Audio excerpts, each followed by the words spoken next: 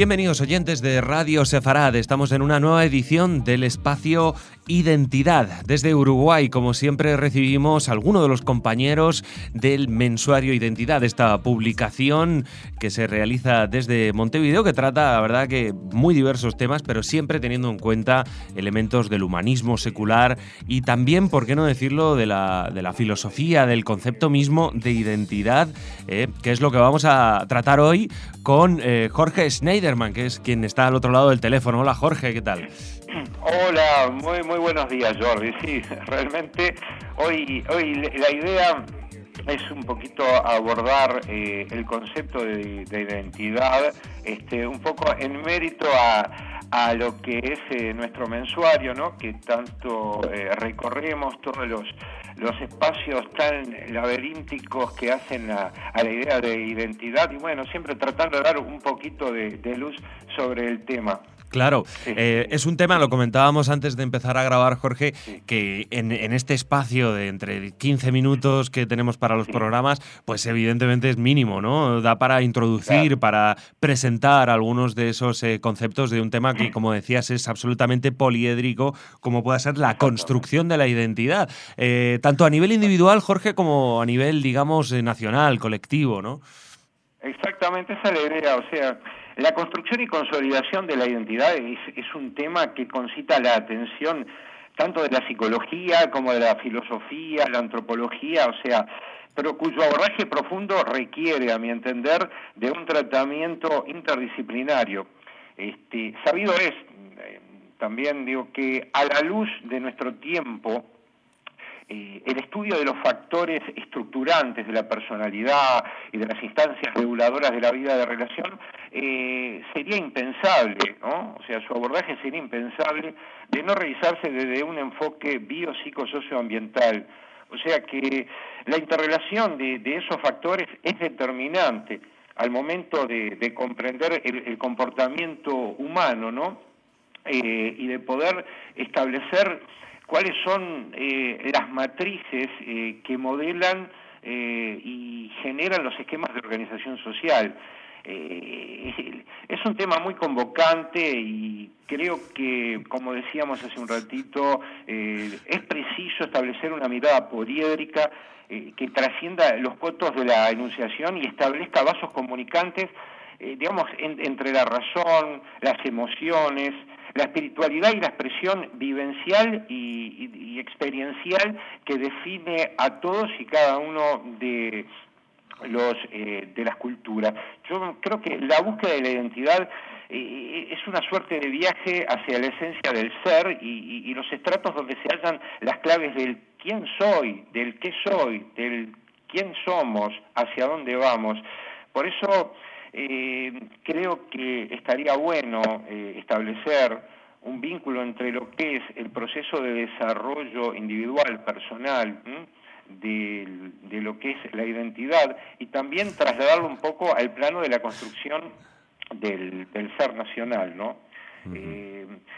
Creo que, digamos, estaría bueno, a mí siempre me gusta apelar a ciertos conceptos que establece la RAE un poco para tomar como punto de partida. Fíjate, Jordi, que la RAE en torno al tema de la identidad, al término de identidad, entre sus acepciones nos dice que es un conjunto de rasgos propios de un individuo o de una colectividad que los representa, los caracteriza frente a los demás, o sea, algo así como la conciencia que tiene una persona de ser ella misma y distinta a los demás. Claro, el tema es por dónde pasa la conformación, digamos, de la identidad, cómo se sustancia, ¿no? Ese es un tema que ha preocupado y ocupado a la psicología. Fíjate que desde las etapas más tempranas de la vida, el individuo transita por un proceso de desarrollo, obviamente psicológico, de maduración a nivel orgánico, durante el cual adquiere capacidades cognitivas que conforme pasa el tiempo le permiten conocer y conocerse y evolucionar hacia esquemas de conocimiento más avanzados, más enriquecidos. y concomitantemente también transita por las distintas fases del desarrollo afectivo sexual, y todo ello, todos estos procesos se dan dentro de un cauce social, ¿no? Lo que sería el proceso de socialización, que es ahí donde se van instilando aquellos mensajes que el colectivo, donde el individuo desarrolla su vida, van, digamos, moldeando en ciertos aspectos lo que es la personalidad y la identidad.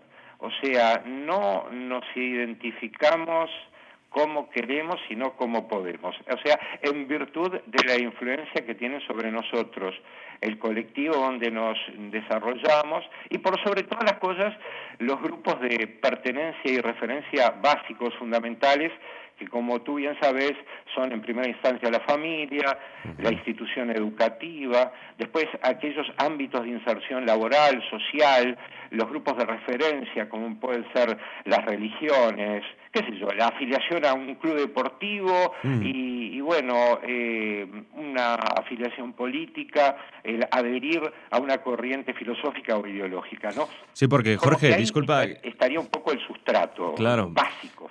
Sí, perdóname que te interrumpa, Jorge. Sí. También a uno le gusta, ¿no? Identificarse como, digamos, que se siente, por ejemplo, ¿no? Digamos, yo soy del Real Madrid o del Fútbol Club Barcelona y eso me identifica a mí, ¿no? Porque comparto esos valores o siento que lo que mejor me puede representar es un determinado club de fútbol, incluso, ¿no? Aunque sea una cosa tan trivial como esa, ¿no? Exactamente. Vos fíjate una cosa, es interesante, es un detalle importante. Sí. Vos viste que hay aquellos aspectos de la vida cotidiana que de repente por ahí pueden resultar triviales, cuando se instalan en el ser desde la emoción, como que nos acompaña a lo largo de toda la vida. Hoy por hoy las personas, vos ves, cambian de trabajo, tienen una crisis vocacional, cambian la orientación de su actividad laboral, profesional, se divorcian, cambian de país, pero yo no conozco a nadie que haya cambiado de club deportivo. De equipo de fútbol, ¿verdad? Acá resultaría impensable que un hincha de Peñarol se transforme en hincha de Nacional, claro, o de otro cuadro menor. Sí. Creo que el tema de la identidad, como decíamos hoy, ¿no? Para poder establecer qué es lo que define o determina, hay que ir muy, muy en profundo hacia las raíces mismas de la consolidación del ser y donde se instalan fundamentalmente las emociones. Aquellas cosas que se instalan desde lo emocional como que tienen mayor perdurabilidad. Pasa con eso y bueno, con otros aspectos que como pueden ser también el sentimiento de pertenencia a una religión, donde generalmente, más allá que puede haber crisis personales en cuanto al sentimiento de pertenencia, generalmente, digamos, es poco frecuente que una persona cambie de religión. O sea, aquellas cosas que se instalan en nosotros, que nos constituyen, obviamente es muy difícil de apiarnos de eso, ¿no? De bajarnos de ese sentimiento. Y Jorge, en cuanto a la, digamos, no sé si llamarlo particularidad del pueblo judío, la identidad tal vez es más compleja, ¿no? ¿Cómo ves el tema de la identidad judía en este caso? Sí, es más complejo, ¿no? Porque fíjate vos que no podemos hablar de una estructura homogénea. El pueblo judío, a partir de su dispersión por el mundo, es algo así como un crisol de culturas. Encontrás judíos chinos, judíos latinoamericanos, hindúes, encontrás expresiones del judaísmo. Ahora bien, ¿qué es lo que vertebra el sentimiento de pertenencia para los judíos? No necesariamente es la religión, si bien es fundante la religión como factor generador de toda, digamos, una historia común, a partir del relato bíblico, de toda la épica de sobrevivencia del pueblo judío, yo creo que trasciende. Como recordarás cuando hablábamos de Freud en otra oportunidad, sí.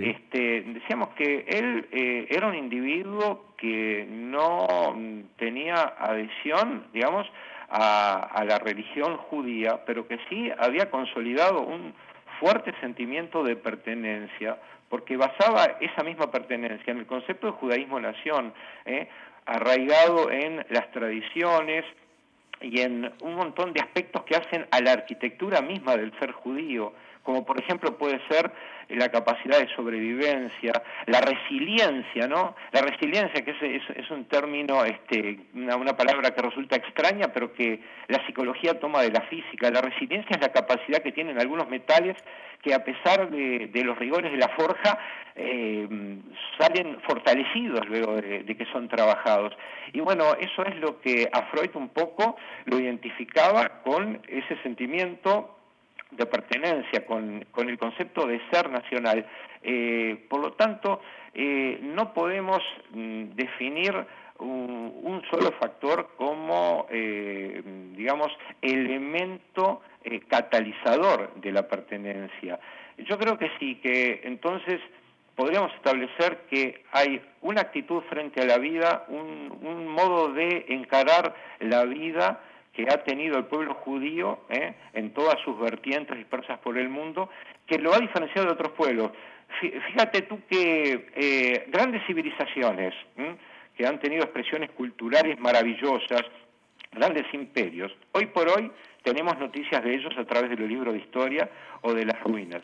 Sin embargo, el pueblo judío, siempre en minoría, ha permanecido y no solo es parte importante de la historia de las civilizaciones, sino que es, digamos, actor protagónico hoy del tiempo, del aquí, del ahora, obviamente apegado a conceptos identitarios que vienen desde la noche de los tiempos, pero que ha ido, digamos, evolucionando, porque hay otro tema, el concepto de identidad no es algo rígido, no es algo estanco, es algo que evidentemente va incorporando otros elementos conforme cada pueblo va avanzando a través de la historia.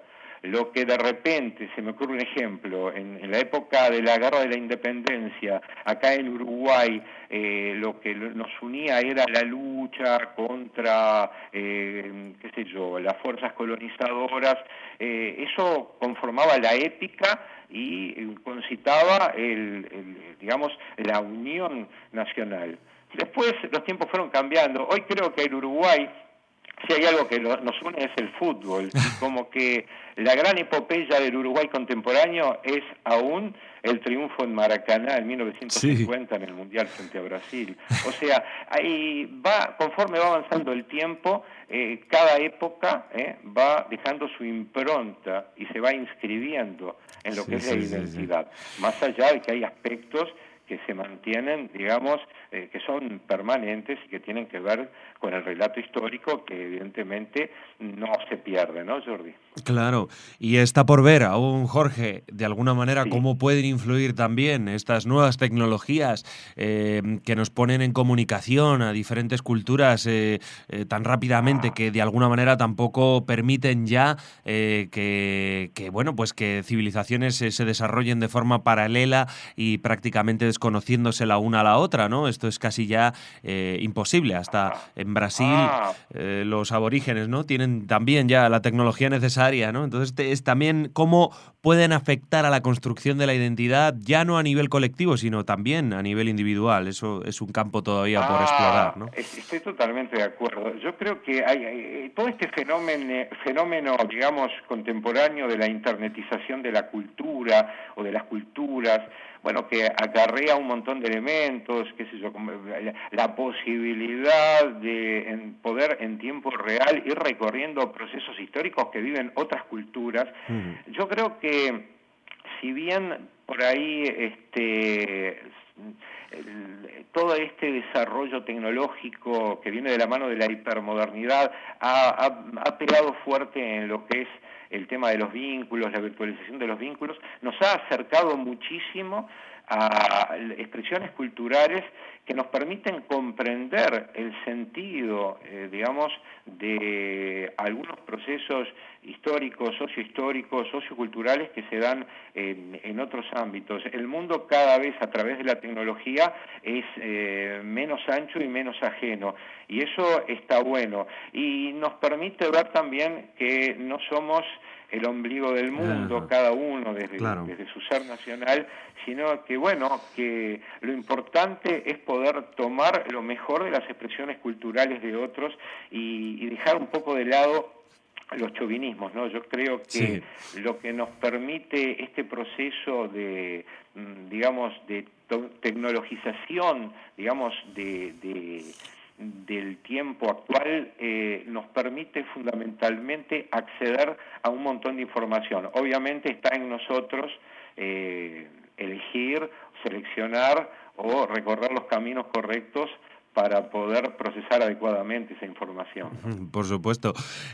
Jorge, como decíamos al principio, es un tema muy amplio. Hemos querido pues dar algunas píldoras, ¿no?, para que poder desarrollar este tema, o que al menos la gente también tenga la curiosidad y pueda seguir investigando. De todas maneras, confiamos, por supuesto, en volver a hablar contigo para desarrollar, profundizar este u otros temas. ¿Cómo no? Quedan algunos, hay otros temas subsidiarios, qué sé yo, pero que de repente podemos seguir recorriendo en futuros encuentros, porque me parece que es un tema muy extenso, muy profundo, y que hace un poco a la realidad de nuestro tiempo, ¿no? Hay muchísimos movimientos a nivel mundial de reivindicación del ser nacional, de la identidad nacional, y que son fenómenos socioculturales que vale la pena recorrer.